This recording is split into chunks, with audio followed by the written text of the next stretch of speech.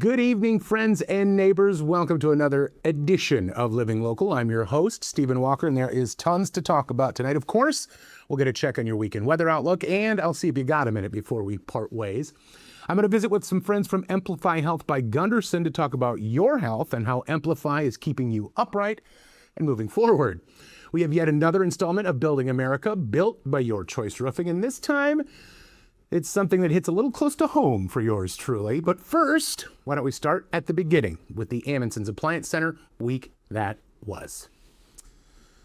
Everybody celebrated Memorial Day last weekend, and none more than the fine residents of the Chippewa Valley. The Patriotic Council of Eau Claire did their part to honor the area's fallen veterans with a 21-gun salute, gravesite wreaths, and memorials for our fallen heroes. Patriotic Council President Ron Martin said this kind of remembrance helps honor how many members of our community paid the ultimate sacrifice to serve our country. When you look at the number of flags that are all over the cemetery, it really makes you pause and really reflect on what this day is, Memorial Day. Today really is about honoring those who lost their lives, those who gave their all. The Patriotic Council also organizes the Eau Claire Memorial Day Parade. La Crosse's mayor, Shondell Washington Spivey, took to social media to address safety issues in the city's parks and downtown areas. The mayor's office posted a video of the mayor speaking on public safety issues, saying negative behavior in public spaces will not be tolerated. This all comes after growing public safety concerns in the parks and after the city has already had to close two of its downtown parks last September. The city decided to close Burns and Cameron parks, citing safety concerns. Those parks were reopened earlier this year.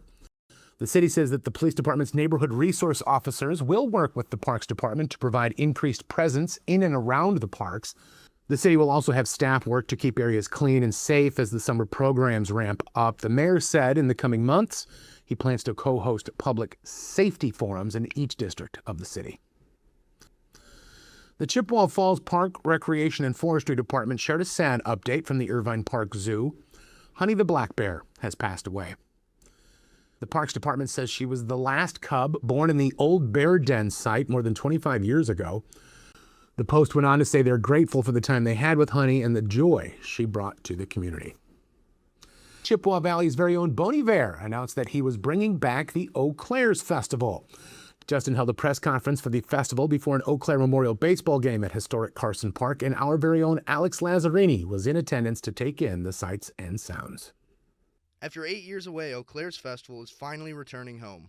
But for founder and Eau Claire native Justin Vernon, this is more than the return of a music festival. It's a return home. Happening at Carson, I think that people staying in town at our hotels, Airbnbs, people's couches, they're going to be able to walk up through this incredible sense of nature. After 8 years away, Eau Claire Fest is finally returning back to Eau Claire and to Carson Park. And for founder Justin Vernon, it marks the return of a festival built not only around music, but around the community that helped shape it. Thank you, Alex. If you'd like to know more about the Eau Claire's Festival or purchase tickets to the extravaganza, you can log on to eauclairs.com. That's EAUXCLAIRES.com. And speaking of Carson Park, while Memorial Day does mean the unofficial start to summer from coast to coast, the real start to the season, at least in our neck of the woods, is when the Northwoods Baseball League starts up again. That very phenomenon took place just a couple of days ago. Both the Eau Claire Express and the La Crosse Loggers opened the season with home matchups. Between the two stadiums, Copeland Park in La Crosse and Carson Park in Eau Claire, almost 4,000 people attended opening night in western Wisconsin. That has been a check on the week that was. Now, when we come back, I'm going to sit down with Emplify Health by Gundersen to talk about your health and how they can help. That's next, right here on Living Local. Stick around. Welcome back to Living Local. Stephen Walker with you here. And when you go into a healthcare situation as a patient, the first person you talk to and probably the last is going to be a nurse. And then here with Interim Director of Nursing from Amplify Health by Gundersen, Ericksen. What makes a nurse at Amplify so special? Well, you know, Stephen, I've been a nurse at Amplify Health by Gundersen for 15 years, and every single nurse I've interacted with has been really special. And I think what makes us so unique is just that kind of hometown care that we're able to provide. So we have over 2,400 nurses in our system caring for patients in the Cooley region, and over 500 of them are rural health nurses. So they're taking care of patients in, these rural communities that Gundersen supports and provides care in. And so whether you're getting care in the hospital in La Crosse and you had to travel there, or you're out in Whitehall or Adams Friendship, a lot of times you have a nurse who might be your neighbor, or someone whose kids go to the same school as yours, or just kind of that community member that really cares about what's going on with you and can really look at that big picture. I kind of hesitated there because I said Amplify Health by Gundersen, and I almost said in La Crosse, but you guys are not in you're tied with Bellin and across the state, but here in the area you stretch almost as far as we do, from Ladysmith down to Viroqua. You're everywhere. You've got nurses everywhere. Mm-hmm. Is that right? Yeah. What is the difference between seeing someone here and outstate?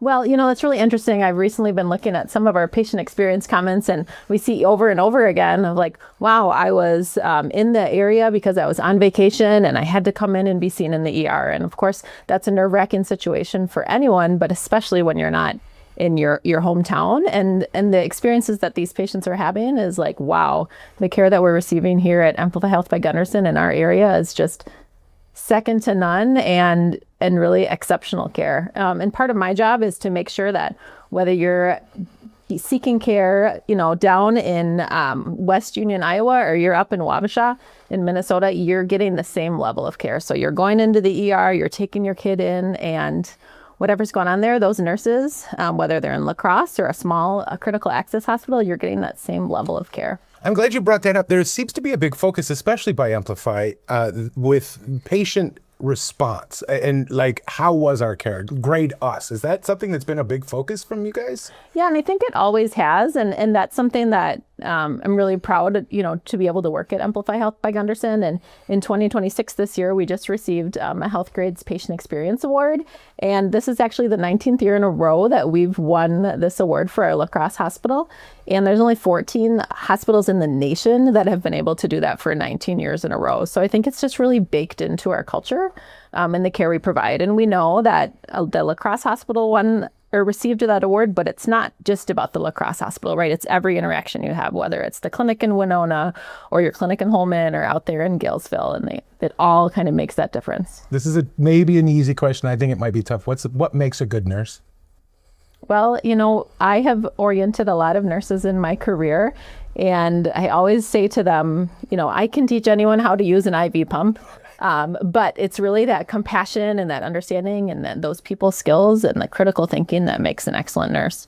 And what's cool about nursing is that it's one of those professions where you can join at any time in your life. So we have lots of nurses that come to us as a new graduate, right? They're 22 years old, fresh out of college, and they're working as a registered nurse. And then we have nurses who they were so impacted by care that they maybe received or a family member received that they've chosen to join the nursing profession as a second career.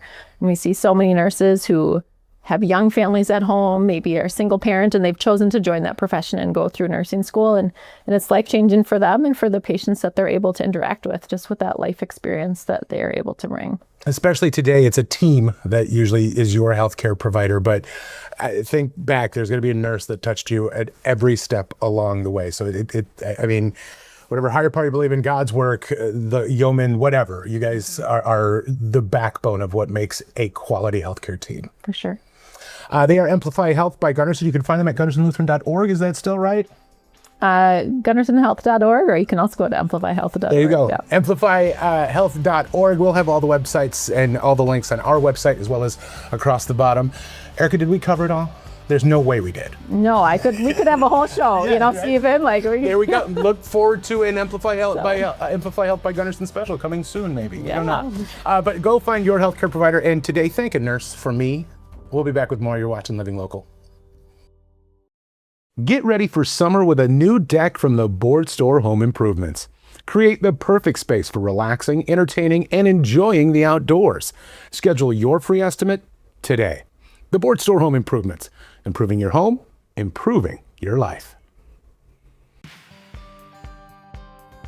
We are going to have a weekend where it doesn't make my job all that difficult out there. We're seeing Friday sunny and nice temperatures in those mid-80s. And what do you know, same exact thing for Saturday, and then Sunday, same exact thing. Once again, it's a very easy forecast as you push through the weekend, so you'll want to make sure you get out there and try to enjoy some of that. We'll break down the Futurecast, even though there isn't too much to show you here. You'll head in right towards 3 p.m. on Friday, no concerns. You'll see some cloud cover start to pick up. That'll be during your overnight hours. We'll start to see that start to break up once again. You may notice that there is a little bit of rain farther out to the southwest there, but it shouldn't touch the La Crosse area at all. You'll see a little bit more sunshine as you start to push throughout the rest of the weekend. Sunday morning starting off very nice for you, and then it'll lead throughout most of the day. Not too much as a concern out there. This does overdo the cloud cover just a little bit.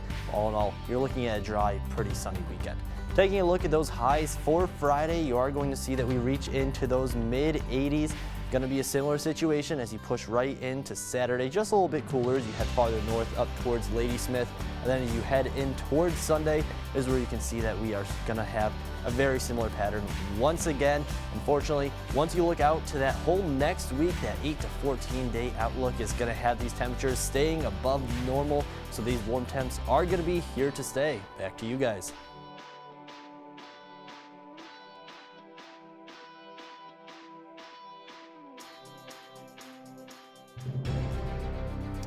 For nearly 250 years, the story of America has been told on the backs of those strong enough to blaze their own trail, and that includes entertainment endeavors like the Tomah tractor pull. I'm joined by Chris here. What is your title with the tractor pull? I'm president of the Monroe County Ag Society, so chairman of the board for...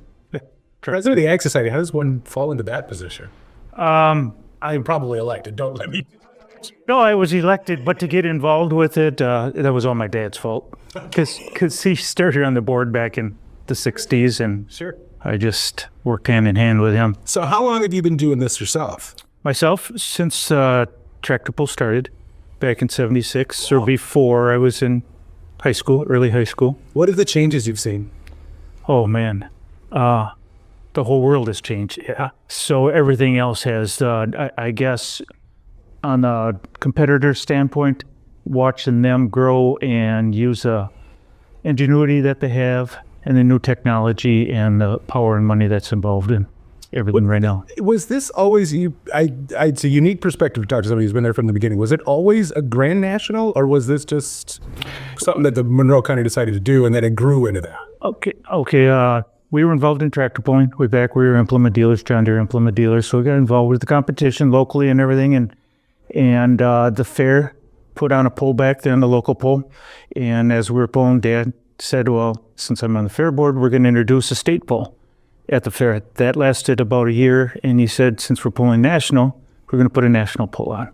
So it was a national pull for a few years, and then it went to Grand National right away back in the early or mid 70s. And it just grew ever since. It's been pretty consistent. You guys see full grandstands every single year. It doesn't really matter. Yes. Yeah. There's people that always make it a bucket list or come every year. And you see people from all over the world come, right? Yes. Oh, yeah, definitely. Yeah. Most of our crowd are from the America, from the States, but we do get the visitors from the Netherlands and places like that want to come over and see the pull because that's how they grew. They learned from us here with us going over and helping them, and everybody has to visit Tomah once if you're involved. There you go. Yeah. I'm from Tomah, by the way. I didn't know that. I'm a Tomah High graduate, 1998. Awesome. What is when you think about the history of the pull and your history with it, what's the thing that sticks out? What is the moment that you remember first? Oh, wow. There's so many of them. Just bringing the national people to Tomah. That, way back when that first started, nobody thought it was going to grow like it did. And the second year was just phenomenal to see that many people come in and get involved, just be in a small farming type area, rural area, town of only 9,500 people now. And how it represents Tomah has been great. I mean, wherever we go, wherever we travel, we see people, tell them where we're from, and say, Tomah, well, isn't that where that big tractor truck pull is? Yeah, it is. It's right. Yeah, it's where the I divides, gateway to Cranberry Country, tractor pull. Those are the three big ones, right? Right. What's in the future for the tractor pull? Oh, they're growing. It's a different interest for people. We're gaining new people watching it now. It's still going to continue to grow. There's organizations that are working together now instead of separately, working together to grow this worldwide. It's pretty. Do you ever sit down and recollect that you've gone from basically a county fair pull to literally national television? Have you quantified that? Have you think about that ever? You do that and it's hard to get your arms around it. Yeah. It really is. When we sit there and see the people that are there, the competitors that are there, and say, how did we do this? Is there, and forgive me if there is, and I don't know this, is there like a history and annal anywhere of the tractor pull, of the collection of what's gone on, or you guys just keep moving forward? We just keep moving forward. There is some timeline stuff we've put together, especially for our 50th last year. We put stuff together, but we're still finding things as we look through the office, and pictures and just write-ups on stuff and minutes from past meetings and that. So sure, it's a thing. I'll tell you what. If you have never been to Tomah at any time of year, the tractor pull will come across your purview as soon as you walk into the city limits. But if you're there during tractor pull time, it is a buzz. Yes, from one end of the city to the other. You get excited as it ramps up?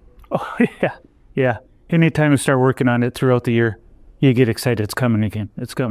Tickets on sale yet for this year? Oh, yeah. Yep. Tickets on sale online. You get discounted tickets if you buy online before you get to the gate. So go to our website. Tomah Chamber has a great write-up. I won't call it write-up. It's I guess, good connection with our event where you can go to and learn about the pull too. What is the website? Ours is tomahtractorpull.com. tomahtractorpull.com. You put in Tomah Tractor and it comes up right away. It's the first thing you'll find. Promise you. The Google Sheets knows what it's talking about. Yeah. It is the Budweiser Dairyland Super National Truck and Tractor Pull at the Monroe County Fairgrounds in beautiful Tomah, Wisconsin. What are the dates? June 25th, 26th, and 27th. Mark your calendars now, friends. He is Chris. He's with the Monroe County Ag Department. He is president, in fact. Congratulations, sir. Thank you. And make your way over to Tomah either for the tractor puller, just to say hi. This is Building America, built by Your Choice Roofing. Well, friends, that'll do it for this episode of Living Local. A big thank you to Emplify Health by Gundersen for stopping in. Remember, you can log on to gundersenhealth.org to get all of the information on what Amplify by Gundersen does and how they can help. Also, major thanks to Chris Schreier for stopping in and talking about the Budweiser Dairyland Super National Truck and Tractor Pull in beautiful Tomah, Wisconsin. Tickets are on sale now. In fact, you can follow that there QR code right there to get those tickets right this very second. And remember, they're cheaper online than at the door, so why wait? Get your tickets right now, friends. There are 5 different shows over 3 days of action, and none more special than the Friday afternoon session from 9 to 11 on Friday, June 26th. Bring the youngsters down for the Kids Club. They'll get a lunch, a t-shirt, and the opportunity to meet the drivers and get autographs. Then a full slate of pulls kicks off at noon that same day. Get all the info, including cheaper tickets, by following that QR code and start planning your Budweiser Dairyland Super National Truck and Tractor Pull in majestic Tomah, Wisconsin today. Okay, if you haven't gotten that QR code just yet, you can also log on to tomahtractorpull.com. All of the same discounts will apply. Real quick, a little bit of housekeeping. This Sunday, May 31st, we'll be airing another of our destination specials. For those that have no idea what that is, each month I travel around my favorite part of the country, western Wisconsin and southeastern Minnesota, to visit the people and places that make our area so very special. I've traveled the Great River Road. I did a whole episode on the city of Ladysmith. I've talked date night, mom, recreational fun, a whole lot more. You got to check it out for yourself. And this Sunday, I'm paying attention to our 4-legged friends. Well, some of our friends also have 8 legs or no legs at all. I'm talking about our pets, of course. Destination Pet Lovers is this Sunday at 9:30 p.m. Join me as I visit some puppies, some kitties, some fish, even, believe it or not, I visit with an axolotl. That is Destination Pet Lovers, Sunday night, 9:30, right here on Fox 2548. You'll be online the very next day on wiproud.com. Now, if you got a minute, How do you feel about roundabouts? Or if you're much more formal, the traffic circle. Also, while we're at it, do you know the difference between a roundabout and a traffic circle? I'm so glad you asked. According to the Federal Department of Transportation, traffic circles are much larger than a roundabout, often have stop signs or signals within the circular intersection. Roundabouts are smaller, and vehicles have to yield before entering. Roundabouts typically operate at a relatively low speed, while traffic circles allow higher speeds of over 25 miles an hour. Roundabouts restrict pedestrians from entering the central island, while some traffic circles allow pedestrians to cross to and from the central island. Well, I'm sure glad the internet was here to clear that up. I bring up roundabouts because, like them or not, they're here to stay.